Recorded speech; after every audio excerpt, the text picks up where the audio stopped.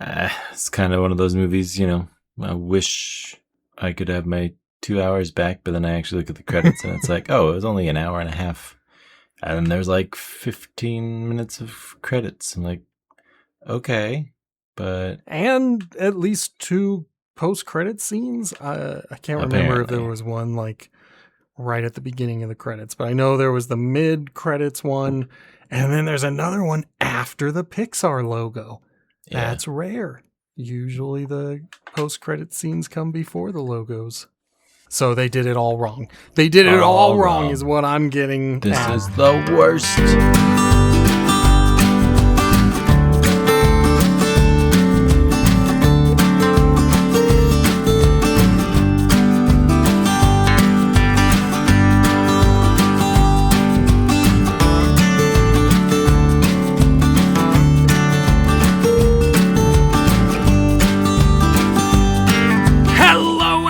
Welcome to Potato Chip Pictures, the movie franchise review podcast. I know words. My name, the guy who knows words, is B. Sammy Davis. I'm Justin. And today we are looking at the Toy Story spin-off, 2022's Lightyear. Justin, take us away. What a year, 2022. I wonder how much COVID messed with timelines or whatever, because I don't remember if this was on the radar. I feel like we watched Toy Story 4. The story had ended again, and then we're getting a movie about Buzz. Anyway, 2022, directed Angus MacLean, screenplay Angus MacLean and Jason Headley. Story by Angus MacLean, Jason Headley, and Matthew Aldrich.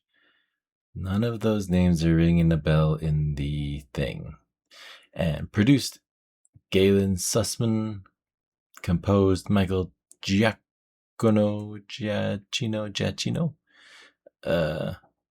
for $200 million. Wow, that is a flop. 226 million returned. 2022 technically made a profit. This went to theaters, I'm pretty sure. So yeah, I was there in theaters. I saw it. So it's surprising how little this made. This is the one that made the least amount of money. Like I said, it's more than what its budget was, but yeah, it is. It's the odd one out. Almost half of what the original did, and that was 1995. Oof. And that Crazy. did it on $30 million on pretty, I imagine, up-to-date software to do it. I don't know. Mm-hmm. This one is pretty. Yeah, certainly. And let's go through the top movies of 2022, a thing that I've decided to start doing because... why not? Number 1, we've got Top Gun Maverick. I never saw it. Number 2, Avatar: The Way of Water. I did see it. I'm not a big Avatar, Blue Alien Avatar fan, so I didn't particularly enjoy The Way of Water. So, number 3, Black Panther: Wakanda Forever. I saw it on streaming. It's fine. It's okay. I haven't watched either of those. Oh boy. Number 4, Doctor Strange in the Multiverse of Madness. I hate this movie. I'm just going to put that out there. If we ever do the MCU, there are a few movies that I give a big thumbs down to, and this is one of them. This is one of the ones where I was like, I've seen it twice, and I've been like, it looks cool, but man, this sucks so much. Number 5, Jurassic World Dominion. I might have seen that. No, I did not see that one. That's like the third one in the reboot. Oh, yeah. Number like 6, Minions: The Rise of Gru. Never saw it. Number 7, The Batman. I like that. That's a good movie. Oh, yeah, that is a good one. Number 8, Thor: Love and Thunder. I thought that was fun. I had a good time. I laughed a couple of times. I liked it. Number 9, Sonic the Hedgehog 2. I liked it. I'm excited for us to get to the Sonic franchise one of these days. And then finally, number 10, my favorite so far in the Shrek franchise, Puss in Boots: The Last Wish. A very Love good that installment. movie. That was a mind-blowingly great movie. Yeah, I think, if we ever do Shrek, I think that's a fine place. It's a good show. Mm-hmm. Well, that takes us to what did not make the list at all, Lightyear. And I doubt it would be even close to making the list. It bombed, like you said, it bombed. I feel like I remember seeing clips for it, previews or something, but like I wasn't sure how they should have marketed it or something, because it's definitely not the toys. And I think some of the comedy is all right, but it's an adventure. It's an action show. Like, there's funny nods, but it's not really a Toy Story story. And it doesn't really fit with the Buzz Lightyear that we know, because we were led to believe that these toys retain part of their character from the IP that they come from. And Buzz Lightyear, the toy, is ridiculous. He's so cheesy. He's so corny. And we've got this extremely serious, very no humor Buzz Lightyear in this particular movie. And there's glimpses of that where it kind of matches, but no, Buzz was cut and dry Space Ranger, but I mean, not as humorless as this. Finish the mission. I'm like, okay, well, Buzz kind of talk, and that's where in the Toy Story 4 it was a bit of, feel like you found catchphrases that tested well, and then you fit them into some spots here, like, oh yeah, they could have Buzz gone all over. Yeah, he mentions this, let's make sure we put that in the film. It's like, okay, but slightly inorganic again. It's a criticism of mine. I'm going to say my biggest criticism, and this goes for the entire plot, is that it feels fairly generic. There's not a lot of new ideas in this movie. Just lots of tropes and paint by numbers. The comedy is very safe. The characters are very safe. The development is very safe. Everything just feels kind of safe. The true villain is our hero. Oh, yeah. Oh, man, does that anger my son to no end. Like, it is also the source of one of the biggest retcons in Toy Story lore, but only for one movie, Toy Story 2. But you know, it's a different thing. Maybe the toys don't know the plot. Maybe the toys are made at a point in script development where they are aware of their character from that draft alone. And then when the final movie comes out, the toys are like, I'm nothing like that. It's a different Buzz. Except all of the Buzzes are, kind of mockingly painted as the same in the Toy Stories. Mm-hmm. This feels like a spaceman movie that could have been just fine if, like, you still make it Buzz, but just make it like, I don't know, a story that fits him. Like, the story has some unique pieces, but they are all shoehorned in to make sure that crystallic fusion is, he said that thing, let's make sure that it's in there. It's like, okay. But they're just marooned. Like, there's a whole Space Rangers TV show I didn't watch it, Yeah. but they had Space Ranger Adventures, I assume. I didn't watch it either. Did they have a needlessly clumsy character? Did they have a psychotic, explosive-driven character? Like, I don't know anything about the cartoon show. I didn't watch it, but watching this, I was just like, I don't like these Space Rangers. Like, they're so arrogant. Like the old lady Alicia Hawthorne, she's all right. She's okay, but I think it's hilarious that after getting marooned, we get to watch her life through her doorway that she keeps open. And all of these major events happen when Buzz comes home. But from the beginning, we've got a jerk of a Buzz Lightyear who's like, I don't want to take the rookie with me. And then the rookie gets captured and nobody notices forever.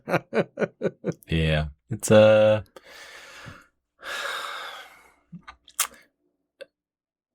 don't know how much the change feels like voluntarily done. He becomes less of a jerk. But it's like, well, you become a less of a jerk in order to finish your mission, not to be nice to people.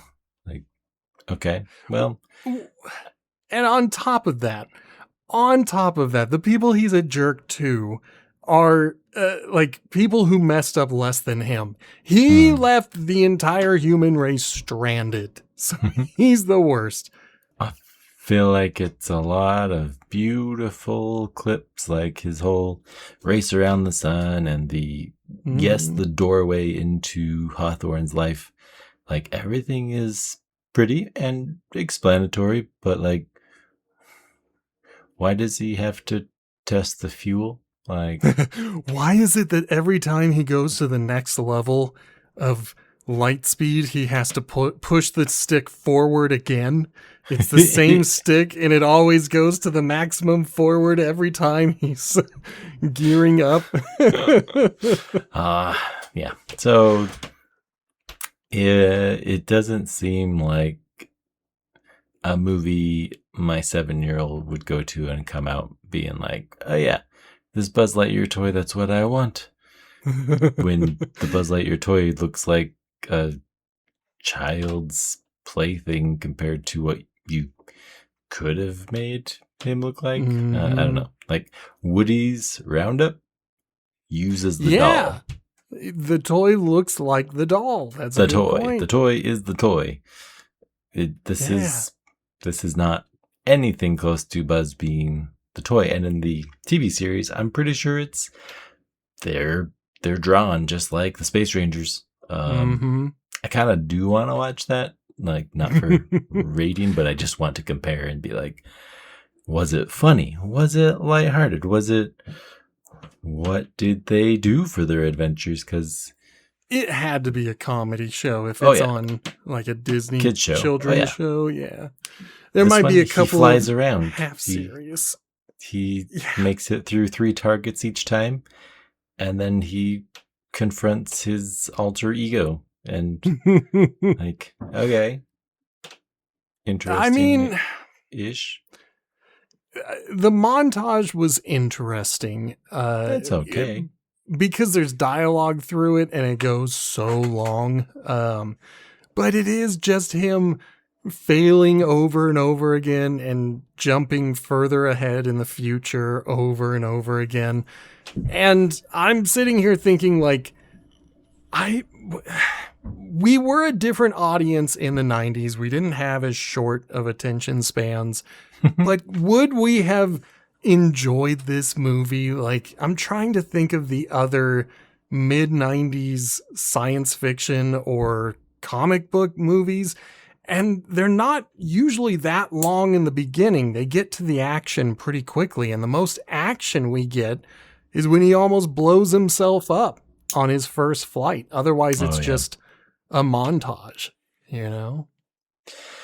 Yeah, and for all the way it feels so long, it's only like 30 minutes for Buzz and 40 years for everybody else. Like, yeah, it's it's a space thing that is like, yeah, we let Interstellar do it. I think it's fine here. And I do think that the strongest relationship that disappears is him and Hawthorne. Like, we get them at the beginning, and then, like, his best friend just gets old and dies. Yeah. It's the most affecting relationship. And it doesn't last too long. Yeah, I was going to say, it's all right. I they don't claim that it's a big relationship, and I don't care. I think the connection to the little ragtag squad is like, we're lovable misfits. It's like, well, one of you is not quite so lovable. We don't like him in particular. Morrison, played by Taika Waititi. Such a hateful character that I was posting in the group chat how much this guy irritates me.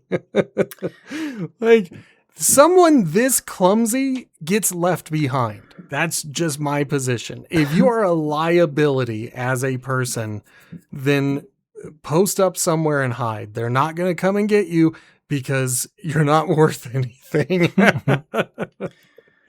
The best thing you have to offer is a coincidental pin that has been in your suit and your suit alone. That's the only thing that makes him special for this whole movie. And he made me mad. Finally used it. I guess we're supposed to have sympathy for the grandkid Hawthorne, and Izzy. She's okay. I felt more interest in the cat. I think the cat has some fun things here and there. I recognize it for what it is, as a blatant toy that you can sell. Like, I don't know if they made never any, did. I was like, I don't know if they made any Buzz figurines, but they should have totally made a socks. Yeah, they probably did. As I'm thinking about it, I'm like, I might have seen a socks Lego set.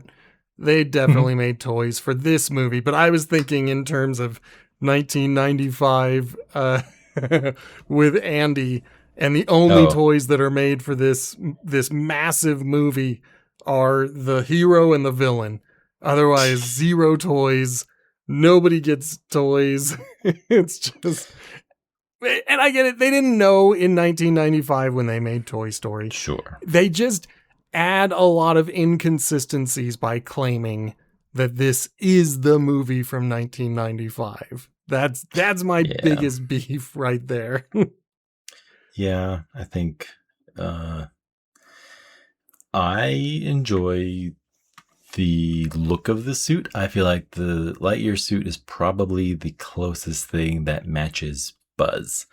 Like, yes, he's got the pronounced big chin with the dimple, but like, when they finally get their suits, I'm like, oh, that looks like the toy suit, and it looks like a space suit that's futuristic for these people in the future.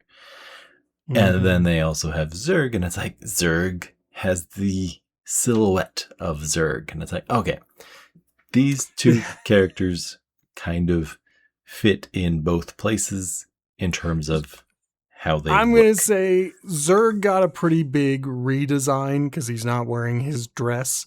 Yes. But I think this is the superior looking Zurg. I think the design on mech suit Zurg is pretty dope. I think it's very effective. I'm going to give it a big thumbs up. Great design on Zurg.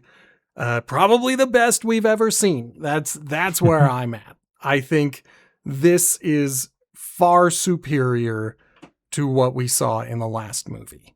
Yeah. Yeah. Trying to think of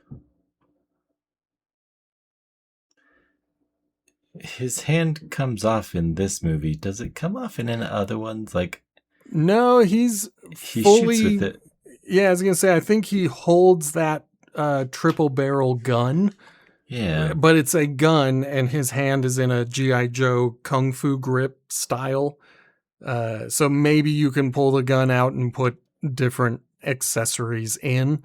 And then I don't remember what his right hand was. I think it was just an open right hand that he could use to grab things and whatnot. But that was all the way back in Toy Story 2, like a little bit in Toy Story 3 with the video game. But otherwise, Zurg has always existed as a guy who carries a gun at all times and has claws. And this time his hand, like you said, can transform and it can be used as a grappling hook. But I think it's only his left hand that does it. I mean, and I'm just trying to be like, it felt like a call back to something, but I'm not finding anything where like his hand comes off. But if I have this thing in the back of my mind saying, well, I think it's from something. Yeah. Well, but did Buzz lose his hand in the video game? Oh, like was that a reference to Empire Strikes Back where he's like, no? Lore. So I was going to say props for the silhouettes and the costume and the upgrades, but what are, like,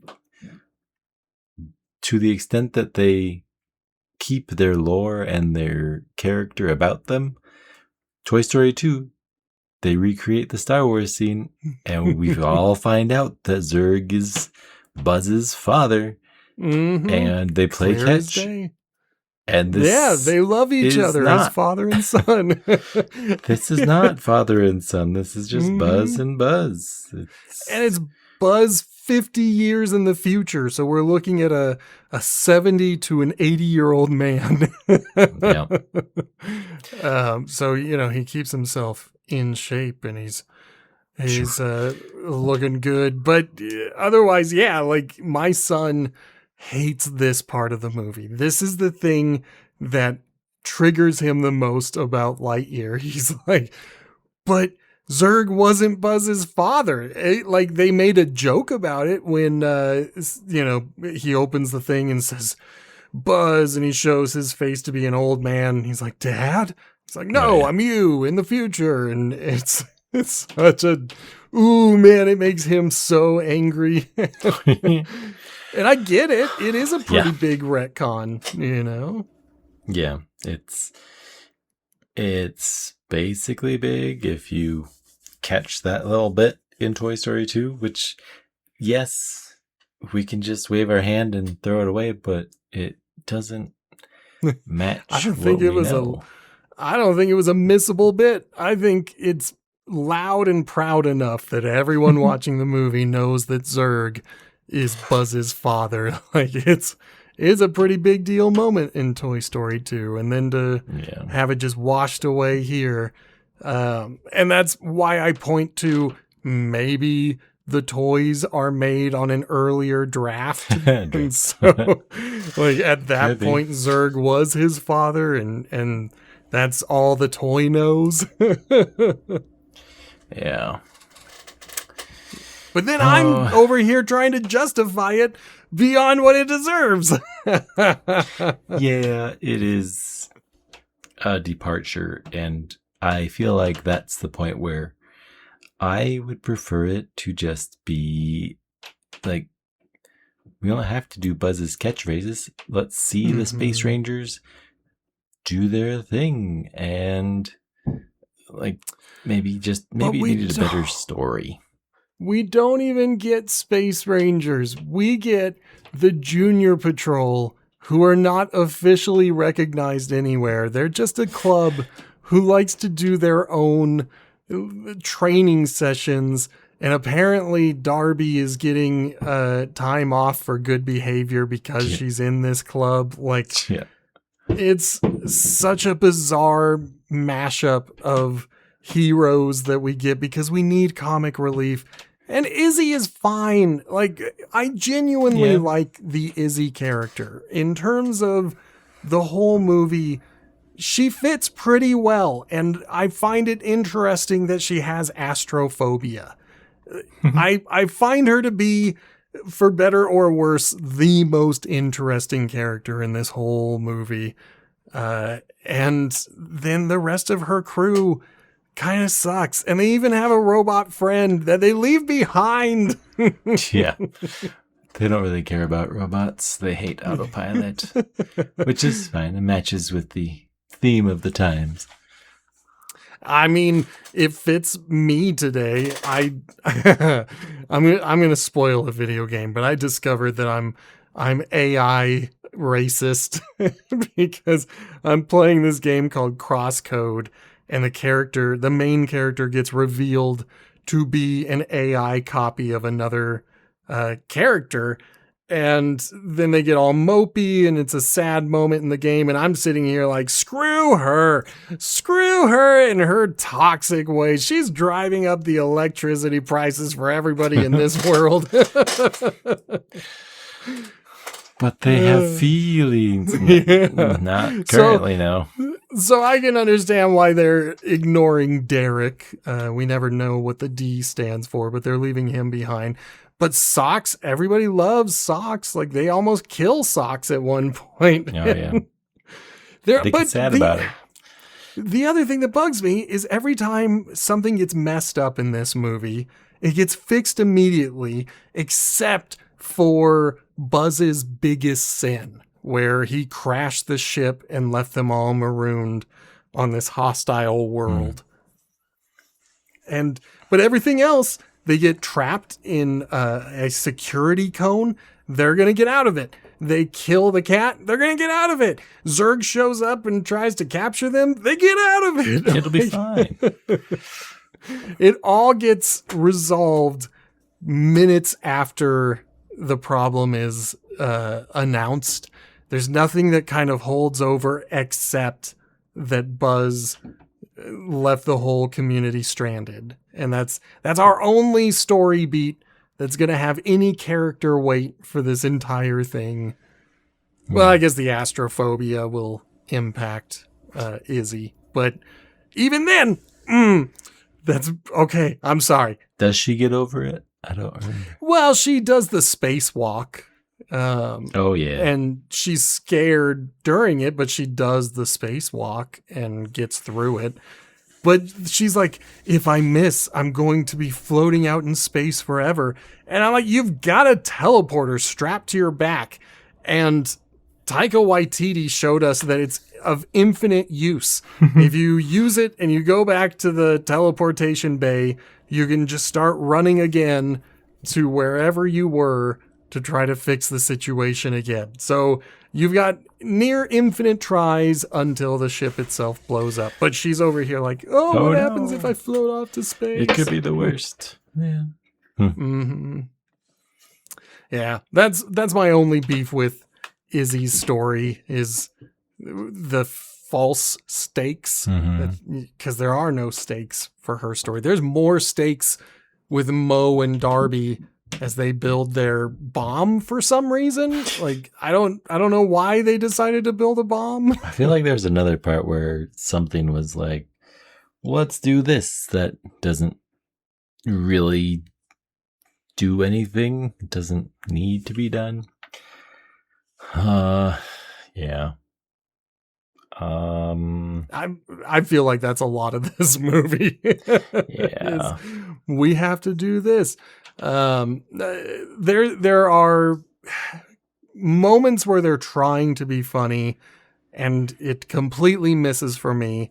For example, when they all put on their Space Ranger suits for the first time and the tall guy tries to pronounce his name of Featheringhamston, the rookie from the beginning of the movie, who we never see again. That's the joke, is that there are two other suits and we'll never know what happened to those other two Space Rangers. They say their names once. Luckily, come in different colors. Yeah. But it's just so unnecessary for them to then do the stealth joke where he forgets to tell them that they're on a timer, so they're making fun of the bugs as they leave. and then decide to go back to Buzz. Like, they're so close to the exit, but they're like, no, let's go backwards. I was just like, you dummies. All of you are dummies. These bugs are so terrifying that we need to hide from them, but it's pretty unserious to get out of the nest. Like, you didn't tell us it would take, we wouldn't have enough time. It's like, why are you just chilling if these things are going to be deadly? Yeah, like, why not just move your feet a little faster? Not very urgent. Yeah. Yeah, so that, like, there are a lot of things like that kind of bother me. There's moments of tension that I don't think are too meaningful. Really, the mine and everything that happens in the mine is probably my biggest thumbs down. So that's the security cones, the accidental killing of Socks, sandwich, the joke about sandwiches, and then Zurg chasing Buzz. When Buzz has the item that the junior patrol needs to escape, like, of course they're not going to leave him. Even if they wanted to leave him, he's got what they need. 100 years since Buzz stranded them and sandwiches turned inside out. Yeah. Like, who's the chef in their commissary, man? What is going on? We've had sandwiches the way that they have existed for nearly 1,000 years. But for some reason in the future, it only takes 100 years for someone to be like, you know what? I want bread meat. I want sloppy fingers while I eat this thing. It's a whole extended bit that I never got into. I was just like, I don't think this is very funny. Yeah. I don't think this is something to pin so much of the movie on. Yeah. Yeah, I don't know what you're supposed to really do with plucky non-rookies. Like, I feel like they could have chosen a different character trait for both of them, because I don't remember Explosive Parolee's name, and the other guy being clumsy is like, at least we have a connection from Hawthorne to Hawthorne, and that serves. Well, even with clumsy guy making all these mistakes, there's never a point when Buzz is like, look, you keep making mistakes, but I made the biggest mistake of them all. I'm the reason we're all stranded here. He never confronts it in front of other people. He's just like, yeah, I wasn't very good at the Space Ranger thing when I was in Academy. And I'm just like, what? Like, dude, you are the most colossal screw up of everyone on this colony. You're the one who got them all stuck here, and you're not going to confess that? Yeah. Yeah. And so, like, I didn't really pay attention to his mission log. Were they just traveling to some place to inhabit? Were they running from a sun? Yeah. I don't remember why they're traveling. But they're marooned. How many people are with them? Like, do they have contact with other humans? Because by the end of the movie, they're calling themselves the Galactic Federation. But as far as we know, there's still this one colony that's stranded on a hostile planet. Couldn't get word out to anybody. Yeah. So how on earth are they a galactic power? So yeah. That's the one other thing that bugged me. Doesn't make sense. And yeah. So I think you could have, as whoever's writing it, done more work on thinking about what is the world of Buzz Lightyear, and what's a story that we can tell that encompasses enough to inspire a 7-year-old kid to really like that toy. Buzz doesn't have or get a lightsaber. He does get to fly, but only once he ejects from his spaceship. So the wings are a big part.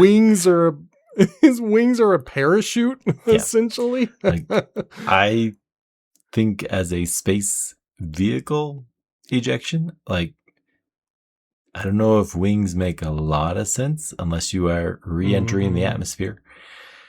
That would or you steer are you. ejecting in an atmosphere. Yeah. Like, I don't.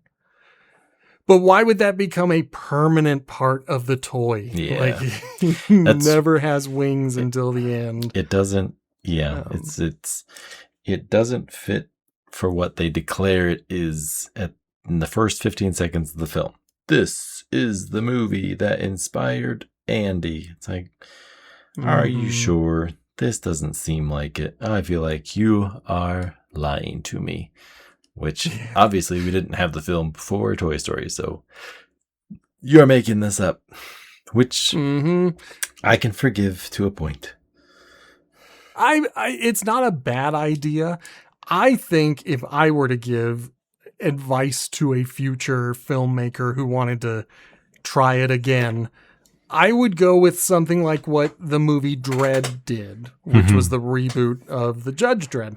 And the very beginning of that movie is Judge Dredd chasing down 3 criminals, and it's not even connected to the main story. We hear that the drug dealers for the main story had these 3 criminals as like low-end dealers. And so it comes up as like, oh, by the way, they died. But it's a different event that kicks off the main story. And so the point that I'm making is they could have started with a Star Command mission that Buzz Lightyear does and has a great time doing. And then maybe on the return home, we get flung into a different timeline, and he still has to work with these junior recruits, but they could be rookies and at least people who are moderately aware of what they're getting themselves into. And so we're living in a world where Star Command exists and where Space Rangers are a capable group that we can rely on, and then have our time travel shenanigans with our plucky youth who have not been quite so trained, but at least the world is lived in. At least it doesn't feel like this is the origin story of Star Command, because it's not. Like, Star Command exists at the beginning of the movie because they're Space Rangers. Yeah. Well, the arc of the plot is Buzz changes and accepts that he has to stay at this planet, even though they fixed the crystal, right? They don't leave. He fixes the crystal, which leads to nothing, but they do missions. They are the permanent base of Star Command and the Galactic Federation. Or whatever they call themselves. The other Space Rangers were busy doing more galactic federating. And that's the other thing. They never establish contact. But Buzz changes. He decides he can't just fix the past. He needs to accept the present, I guess, because for some reason old Buzz at some point happened. I don't know. I can't remember I how had to look he got it up. flung in the future. I do know the lore because I was like, how? For some reason, the timeline splits. This Buzz is not yet faced with going on his mission again, but the old Buzz goes, and I don't know if he completes his mission, but he gets thrown far into the future. And he gets this new spaceship, and the technology allows him to travel back in time to then redo the mission and be But he doesn't go to when he left. Like, if he's got the fuel, he should have gone to where he could have saved the colony and gotten them off the planet. But apparently he lost the fuel, even though he's on this futuristic robotic ship that has time travel capabilities. So he needs to go to where Buzz took off to get the fuel. But how would Like he knows that the notes to create the fuel on the planet have been destroyed. So he can't be going after those. He has to be going after Buzz's fuel, but he's the Buzz that got flung into the future. Like, but then if he was just doing these space missions for years, he's only been doing them for minutes. He has to sit around to get old. When did he sit around for 70 years? It had to be in the future. It had to be guess. When he was hanging out with the robots. And it all falls apart with that level of time travel. But you're right. Buzz figures out that he needs to accept his mistakes and make a life for himself on this hostile world. And hooray, the character grew somehow. Hooray. But he accepts I don't buy his rookies as legitimate cadets. Mm-hmm. And I just think, like I mentioned, that what would a Woody movie be like? A Roundup Gang where they're not puppets, where they're like these sort of people characters, where it's like humanoid, actual humans instead of the toys. I think you could do a Western with Woody, and it would be an interesting artistic interpretation of an adventure by Woody.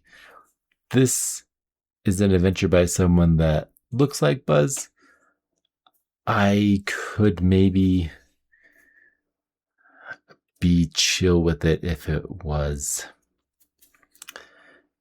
just a little bit, I don't know, better.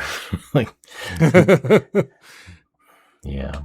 I think that's fair. And I think, well, let's talk about the 3 credit scenes, the 3 post-credit scenes. 3. First, I remembered there was a third one. So I don't remember the order of the first 2, so I'll do them in comedic order, quote unquote comedic order, because I don't think either of them are very funny. First, we go back to Derek, who is still trying to map the best route to wherever they're going.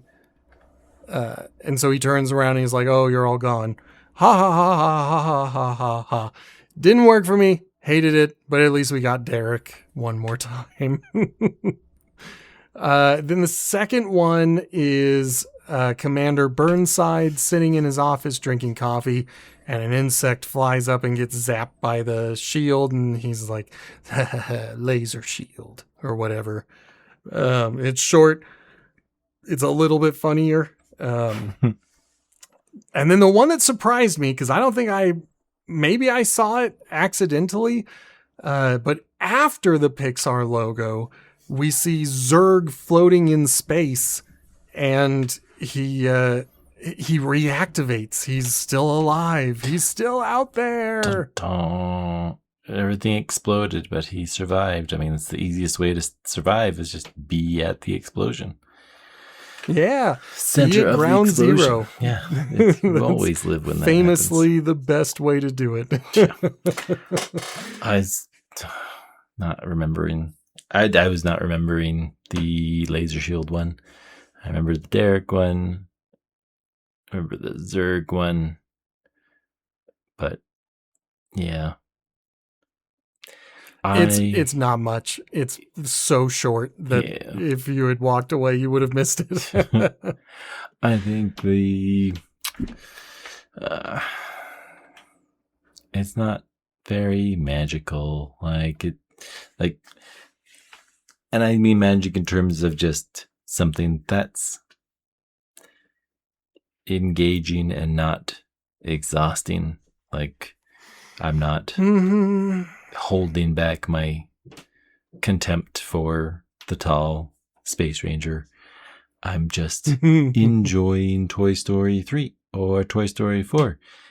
I think maybe Gabby's maybe the most taxing person in Toy Story 4. You probably thought the Stuffies were the most taxing, but like, there's just most of these characters are just not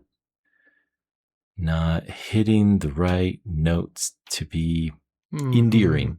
Like this Buzz Lightyear, I don't really care what these new Space Rangers are gonna do. Hawthorne, the grandma that passes away, cool, they got to live a life. Like,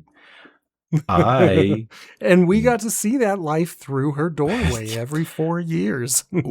We don't see or hear too much of Bo Peep's life, but it sounded like she had one and enjoyed it, and it left marks that, I don't know, maybe because it's more vague, I don't have to pin as much down, but well, yeah. Let me tell the audience before you say it that on this podcast we do ratings, not grades. The primary difference is where you find the average. See, in a grade, the average is a 7 out of 10, but we say that is hardly the middle. So for us, the average is a 5 out of 10. If we say a movie is a 5 out of 10, that doesn't mean it's a bad movie. It just means it's average. Below that, we start getting into the bad movie territory. Above that, we get into the good movie territory. So continue telling us what did you think of this movie and how would you rate it? I think I would like it more if it was not Buzz Lightyear, or if it was, I don't know. It felt like it was trying to build a story and universe that it didn't really need to care about, and so nobody else really needed to care about it. Like, obviously, they didn't get enough return to make a sequel, but I don't think anybody was expecting to care about a sequel. So, like, I'm glad that they rounded up the ragtags and somehow made a galactic federation from a marooned island planet, but it doesn't seem to matter much. Like, I don't know. I started at a 5 and downgraded to a 4. I also don't love the tall guy's clumsiness and stuff. I don't love the parolee, just kind of like their excuses to introduce hazards. And what if they were competent and made these mistakes? Would that be more humanizing of them rather than they are horrible at their jobs and here's them being horrible and there's nothing redeeming about someone that can't pull their weight and is like so not serious about, oh, this robot's about to take Buzz back to the ship. I need to find some harpoons to put in this. It came with harpoons. Like, what are you talking about? Where is your brain right now? Like, there's stakes. We gotta have jokes. The stakes aren't high for the characters, so I don't care if the stakes are high when they're not. Like, a little bit of that Toy Story 4. The stakes are Woody does get left behind and he doesn't want to be, so he has to get Forky back to her, and Bonnie loves Forky, so it's like, yeah, if she leaves him, that's a bad thing. So the stakes are there for Forky to get rescued.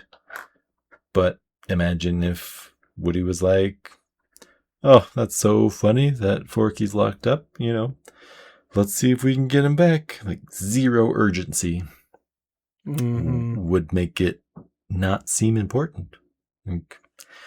So yeah, I'm gonna stick with a 4. Because I like spaceships. I like hyperspeed. I like robots. I like Zurg. I like the armor and spacesuits. Like, I like a lot of what it looks like, but you didn't make it seem important. Like, it didn't really. And then the crystal didn't really matter. But we got to keep it away from Buzz, who really wants it. Old Buzz. Yeah. But then we're not gonna We'll blow it up anyway. Yeah, it doesn't matter. It's like, I don't know. So it was a below average movie. I think that's fair. I think that when you pointed out that kind of the magic was gone, I think that's a really astute observation. This feels like a movie that wanted to be, I hate to say it, but like an MCU style movie, something that's very serious and, you know, should be taken seriously as a work of art. And yet it had, you know, a clumsy dude for the whole movie. And it bothered me so much. And then you put any amount of thought into the world that they live in and things start to fall apart. Like, they're now sending the Space Rangers, their only team of Space Rangers, into deep space using hyperspace or hyperspeed. And that makes it so they will age slower than the people on Earth. Like, what if something happens? I said Earth, they're not on Earth, on their horrible planet. What if something happens and Star Command desperately needs them to come back? If they warp back home, then even more years are passing. And so you can't have any form of urgency in this universe. Because the Space Rangers will get there 50 years later. And good on them for getting there as fast as they did. If something is, you know, hundreds of light years away and they get there in just a few light years, but still, that's so much time that has passed that it kind of defeats the purpose of this team because they can't do anything in a timely manner in universe. So I just think they should have gone back to the drawing board. They should have said, what do movies look like in 1995? What was Buzz doing in 1995? We don't want to have Tim Allen trying to do his young version of his voice. Mm-hmm. Let's just have someone who sounds kind of like him, but we got to have something that's familiar with the rest of the story, because this one is not any of that. There's just so much that I don't like about this movie. I'll agree that it's pretty. I'll agree it's got some good moments. I like Izzy. I think she's a good character. That brings me up to a 3. Like, I can't go higher than that. This is going to be the movie that kills the tower ranking on this particular franchise, because now we're at a show average of 3.5. Oh wait, show or this? Yeah, this both of movie. Us together take it to a 3.5. Now, critically, this movie is kind of liked. Got a 6.1 on IMDb and a 74% on Rotten Tomatoes. I don't think that's deserved. I don't even think this movie is average. I don't think this is a particularly good movie. It's for me, it's only saved by the spacecraft and space themes. Like, I enjoy robotics and spacesuits that like Buzz Lightyear in the Toy Story movies. All of his stuff is too clean. In this one, it's all like steampunk, but it's like, you know, it's future punk. I don't know. So they're little. Oh, but Buzz has a gun at some point, and it runs out of laser juice, and so he throws it away. I'm like, and his wrist laser has to be strapped on. Like, yeah. I don't know. Everything about the toy doesn't show up until the very end of the movie when they get their costume redesigns. And that's what you love about Superman. He's never in his costume throughout the whole movie, right? You don't get his iconic costume until the very end, and that's what we make all the toys around. Yep. Yeah, it just doesn't work for me, but I'm not going to spite someone who says it's a good movie. It's got elements to it. For my taste, it's a bit too safe, and it doesn't really fit in the universe, at least for what I expected out of a Toy Story. But it exists nonetheless, and That's the way it is. All right, well, tell us what we're doing next week. Next week, we are punting. We're going to go to our next franchise. No, we've got Toy Story 5. It has just released in 2026, and we are excited to watch it. There will be spoilers. There will be spoilers. Still at the theaters near me this week. I don't know if it'll be there on Thursday, but it's supposed to be there Wednesday. So some of my theaters still have like 4 or 5 showings a day. So ooh. I'm hoping it'll be there next week. I might go on one of the $5 nights. We'll see. Because I've already seen it. It's just I have forgotten a lot about the movie, so I might need to see it again. But if I don't, I'm sticking with the rating I gave it. That works. Well, thank you, listener, for once again tuning in to our Toy Story franchise. Unless there's anything else you got left to say, Sammy. Nothing from me. We will expect your emails, comments, shares, likes, subscribes. It's very nice to hear that we've got another follower on like YouTube or wherever, because it's exciting. We're just 2 average dudes, so enjoying Toy Story as it's meant to be enjoyed by adults. Yep. Our email where you can send any questions or suggestions. The years keep coming, so put out any franchises you find interesting. Is potatochippicturespod@gmail.com. Until the next episode, though, keep playing with toys. Goodbye. Goodbye.